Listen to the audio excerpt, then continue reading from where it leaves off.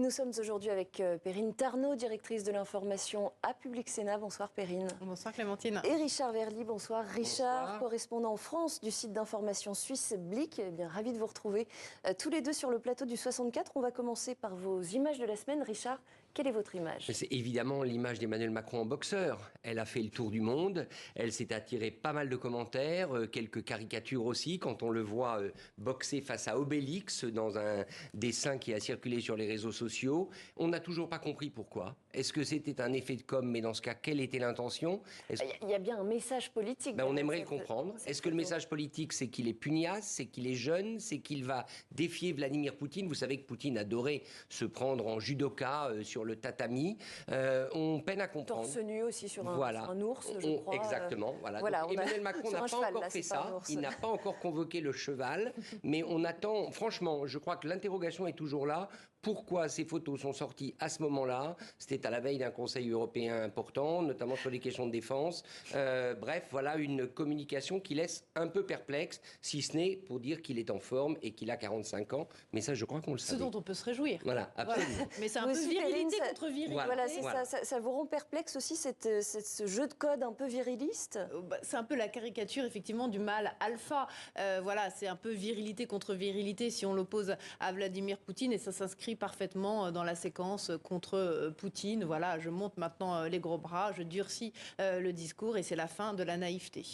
C'est une pratique qui est en train de s'installer, on a l'impression, chez les politiques, parce qu'en France, Olivier Véran l'a fait aussi, cette posture, se faire prendre en photo. Vous avez l'air surpris tous les deux. Oui, Édouard Philippe aussi. Édouard Philippe, voilà, on a eu Valérie Pécresse aussi chez les femmes. Et puis au Canada, on a eu Justin Trudeau.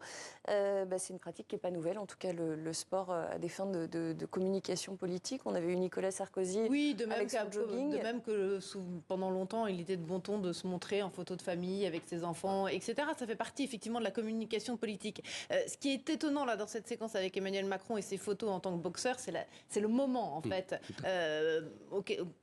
Quand sont publiées ces photos, pourquoi ça arrive à ce moment-là, cette séquence-là. Au moment où il y a une escalade verbale avec la Russie. Exactement, voilà, comme s'il avait besoin aussi de montrer que physiquement, il pouvait incarner cette force, ce poids vis-à-vis de Vladimir Poutine.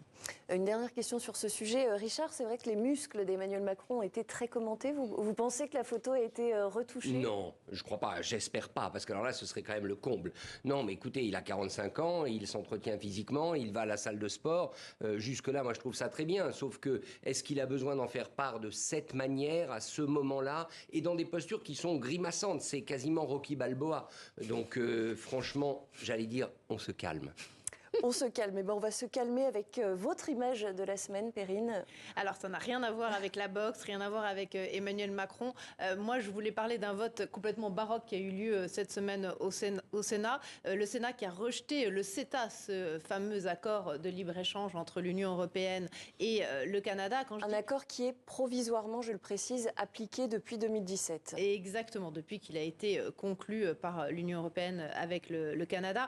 Le Sénat l'a rejeté dans une alliance, je dis, baroque, hétéroclite, parce que ça va des communistes au LR, en passant par les Verts, par le Parti socialiste. Et autant on peut attendre les communistes, les Verts, dans le rejet d'un accord de libre-échange, parce que c'est un peu dans leur veine économique, autant de la part du Parti socialiste de François Hollande, qui a conclu cet accord avec les Européens et le Canada, et de la part également des LR, qui sont quand même des libéraux, qui sont pour le libre-échangisme. On n'a pas tout à fait compris cette position qui est sans doute inspirée par cette période électorale dans le cadre de la campagne. Ça peut être un espèce de coup politique pour essayer de déstabiliser. Oui, je pense que c'est l'opportunisme camp présidentiel sur la route des européennes. Plus le contexte de la crise agricole et de la défense des agriculteurs qui n'ont pourtant pas tant à perdre que ça dans cet accord de libre-échange avec le Canada. Et ça peut constituer, Richard, une déconvenue embarrassante pour l'exécutif ? Je pense qu'on va trouver des moyens de peut-être contourner ce vote du Sénat et c'est ça qui m'inquiète au fond. C'est que tout le problème est quand on rejette des traités au niveau national, que ce soit devant le Parlement ou devant le peuple, on se souvient de 2005, et qu'ensuite on va essayer de trouver des manières pour ne pas le suspendre sans le suspendre. C'est la pire des choses. Donc là, le Sénat a voté sur des critères baroques qu'a très bien raconté Perrine. Moi, ce que j'aurais aimé derrière, c'est que le gouvernement tout de suite dise voilà ce qu'on va faire. Et pour l'instant, on ne le sait pas. On est dans le brouillard. Ouais, c'est la question que j'allais vous poser. C'est quoi la suite du processus pour ce texte ? Les députés communistes vont certainement inscrire la validation de cet accord dans leur niche qui aura lieu le 30 mai à l'Assemblée nationale, soit 10 jours avant les élections européennes. Il y a de fortes chances pour que l'Assemblée nationale, dans sa majorité actuelle, rejette le CETA. Et après, bon courage au gouvernement pour aller expliquer à l'Union européenne ce qu'il va falloir faire. Alors justement, puisqu'on parle des européennes du 9 juin, à droite, les Républicains ont lancé leur campagne. Leur tête de liste, François-Xavier Bellamy, a tenu hier un meeting à Aubervilliers, en région parisienne. Ils ont cette stratégie de fustiger un peu le bilan d'Emmanuel Macron pour essayer de récupérer les électeurs égarés. Est-ce que c'est une stratégie qui peut s'avérer payante ? Alors moi, ce qui m'a surtout marqué dans le discours hier de François-Xavier Bellamy, j'ai trouvé qu'il y avait beaucoup d'accent eurosceptique.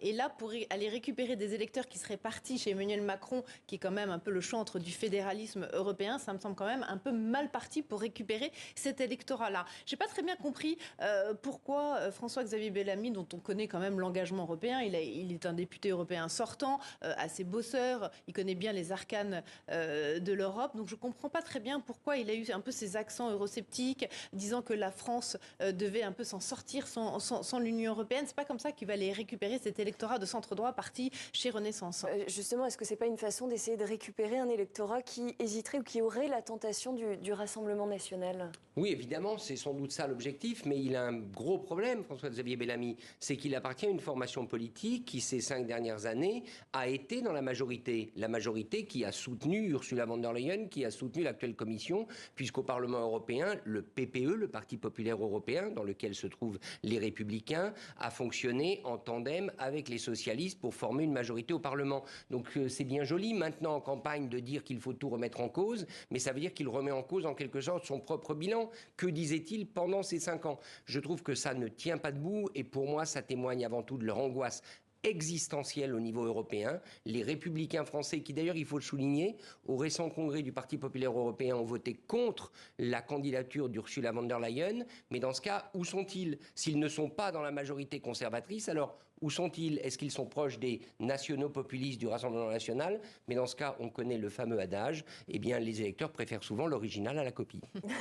Vous êtes d'accord avec ça, Perrine ? C'est vrai qu'on a le sentiment que les Républicains ont du mal à trouver leur place. Oui, mais c'est pour ça qu'ils sont en perte de vitesse aujourd'hui. Et la grande question, c'est de savoir s'ils vont passer ou pas sous la barre des 5%. S'ils passent sous la barre des 5%, il n'y aura pas d'eurodéputés LR élus au Parlement européen. Et donc, ça serait quand même une grande première. Et puis, j'ai envie de dire que les 3 personnalités qui sont à la tête de cette liste LR sont des inconnus pour la plupart des Français. François-Xavier Bellamy, c'est pas une personnalité politique très connue des citoyens français. Derrière, il y a une agricultrice, Céline Imard, totalement inconnue. Derrière, un général, Christophe Gomard, qui est également une personnalité issue de la société civile, militaire en l'occurrence, aussi inconnu de la plupart des Français. Donc ça va être très compliqué. Alors, autre personnalité qui s'est lancée aujourd'hui dans la bataille pour les européennes, c'est Raphaël Glucksmann, tête de liste du Parti socialiste et de Place publique. Il a tenu aujourd'hui un meeting près de Toulouse. Dans les sondages, Raphaël Glucksmann, il est crédité de 9 à 13%. Mine de rien, il gagne du terrain.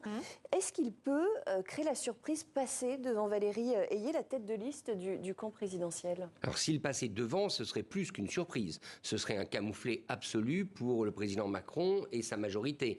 Je ne crois pas qu'on en est là, mais il est en train de répéter l'effet Jadot. Rappelez-vous ce qui s'était passé avec Yannick Jadot, c'est-à-dire avec les Verts lors de la précédente élection. Durant la campagne, Jadot avait réussi à monter en puissance, à incarner quelque chose, et au final, les Verts, je crois, avaient fini d'ailleurs aux alentours de 13%. Oui, c'est ce que fait Glucksmann. Il le fait sur la base de 2 arguments qu'on ne peut pas lui enlever. D'abord, il a bossé. Il a bossé pendant la mandature, les 5 dernières années, son groupe a bossé, il a fait des rapports, donc il peut dire qu'il a été actif au Parlement européen. Et sur l'Ukraine, il n'a pas changé, il a toujours été très frontal contre la Russie. Donc au fond, il peut se prévaloir d'avoir été le premier à dire « il faut faire face à Poutine ». Ce n'est pas rien dans la période actuelle. Et ça rejoint ce que vous disiez, Perrine, la semaine dernière, que c'est un candidat finalement qui, dans le débat, notamment sur votre chaîne Public Sénat, était apparu comme assez solide. Oui, oui, il avait vraiment réussi à marquer le point lors de ce premier débat entre les différentes têtes de liste aux européennes. Vraiment, l'objectif de Raphaël Glucksmann aujourd'hui, c'est le vote. Il faut qu'il incarne le vote utile à gauche pour faire venir vers lui le maximum de voix à la fois des Verts, des Insoumis, peut-être même du Parti communiste, et puis aussi attirer le centre-gauche qui peut être parfois tenté par un vote Macron. Alors il y a un autre sujet un petit peu plus économique que je voudrais aborder avec vous, c'est cette alerte entre guillemets sur les comptes publics après la publication du rapport annuel de la Cour des comptes qui faisait état de plus de 3 000 milliards de dettes pour la France. Eh bien on attend mardi les chiffres du déficit et le gouvernement prépare déjà un petit peu les esprits à un dérapage à plus de 5% du PIB, ce qui est nettement plus que ce qui avait été annoncé, nettement plus aussi que les 3% exigés par l'Union européenne. C'est la panique en ce moment au sommet de l'État français ?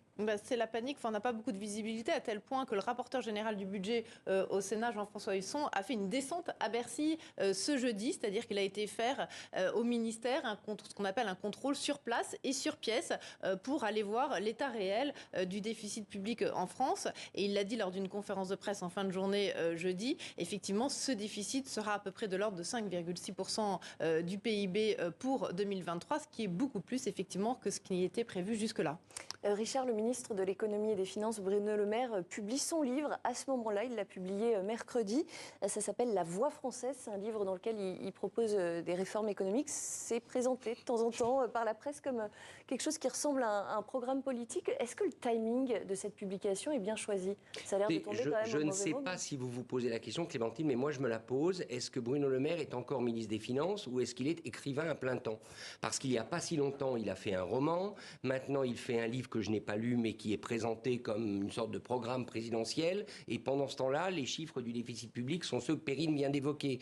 Donc c'est quand même inquiétant, vu de l'étranger. Après, on sait qu'il y a beaucoup de politiques qui n'écrivent pas eux-mêmes leurs ouvrages. Je ne lui ferai pas cette offense parce que c'est quelqu'un qui a toujours, qui s'est piqué d'écriture et qui écrit plutôt bien. Mais peut-être est-ce le cas. Mais au-delà de ça, très franchement, il y a un problème. Et moi, le problème, je le vois dans le fait que Emmanuel Macron ne peut pas se représenter. Il est en train clairement de laisser filer les comptes publics, quoi que dise Bruno Le Maire, et c'est très inquiétant. C'est très inquiétant parce que ça ramène à un seul mot, crédibilité. Quelle est après la crédibilité de la France, par exemple, pour obtenir des concessions de la part de l'Allemagne, notamment de son grand voisin ? Et c'est ça qui est inquiétant. Et de ce point de vue-là, je ne pense pas que Bruno Le Maire rende un grand service à son ministère et au pays en se positionnant pour 2027, alors que les comptes sont en train de déraper en 2024. Et ça, le camp présidentiel peut le payer aux européennes ?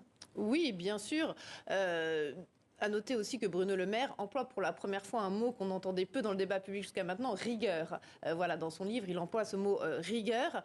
Effectivement, pour Emmanuel Macron et pour le gouvernement, là, on rentre vraiment dans le dur parce qu'on sait que le mantra présidentiel jusqu'à maintenant, c'était de ne surtout pas augmenter les impôts, c'est de faire des réformes coûte que coûte. Et là, on a l'impression qu'on est un peu au bout de ce chemin-là. Est-ce que le gouvernement est en état, sans majorité absolue à l'Assemblée nationale, de poursuivre des réformes sans augmenter les impôts ? Merci beaucoup à tous les deux pour vos analyses. Perrine Tarnaud et Richard Verly, à très bientôt sur le plateau du 64.